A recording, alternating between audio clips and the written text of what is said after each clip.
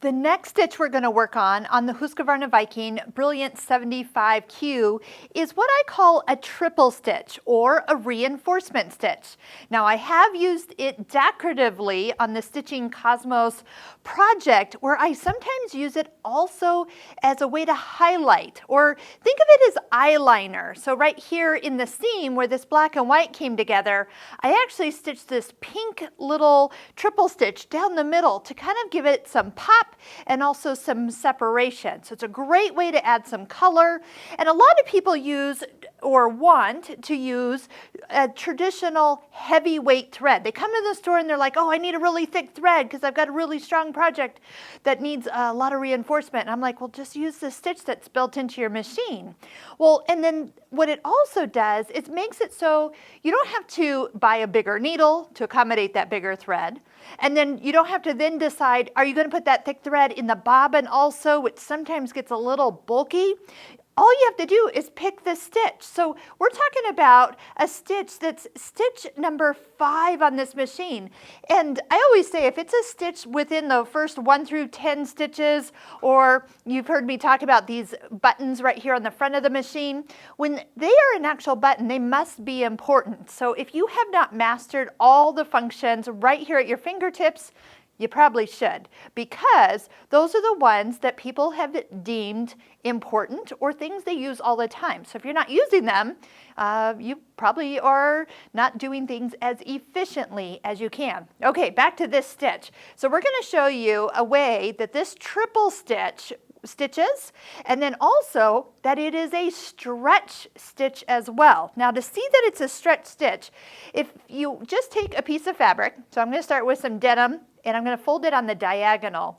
And when you fold it on the diagonal and we're going to stitch along the fold, we're going to see how the stitch stitches. It's actually going to do 2 stitches forward and 1 stitch back. 2 forward and 1 back. So what that does is it puts, everybody always says, and I always have my students do this in class, number 1, you always get the stitches in the exact same hole. So they look real professional. And remember, if you do want to make this stitch length longer for a more longer looking stitch, you can just lengthen the stitch length to what you want it to be.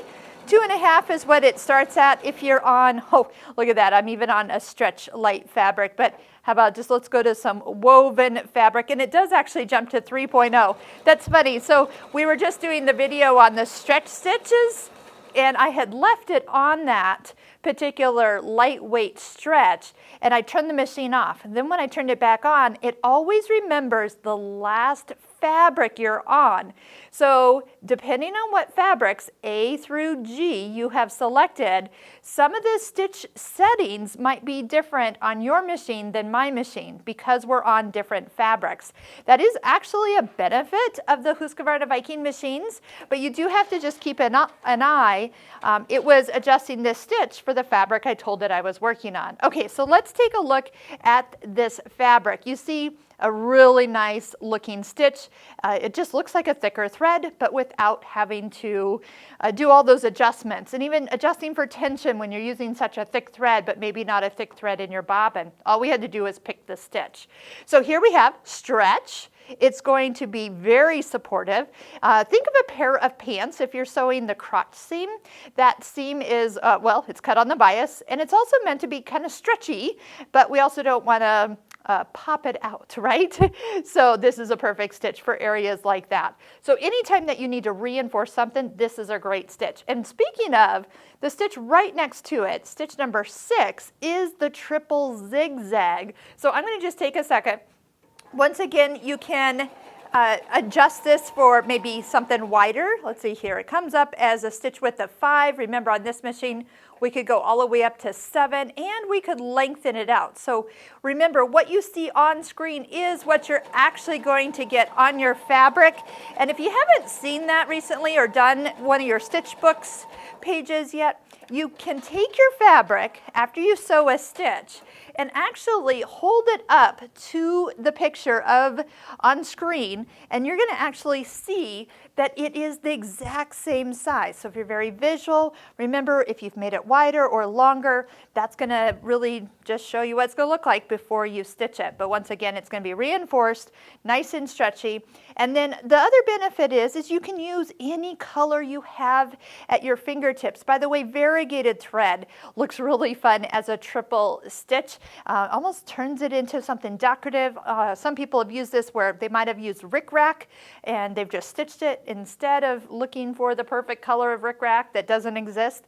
You can do it any color. So for me, I did hot pink and it looks just great.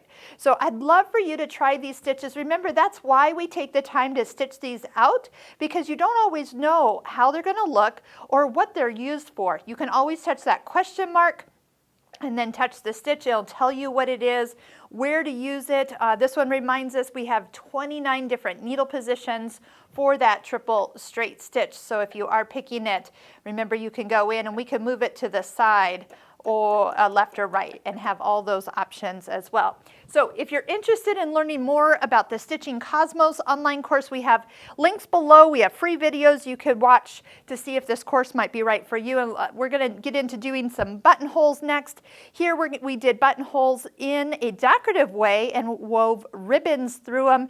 We'd made our own chenille with fabric layered up that was pink and green, and then green and pink.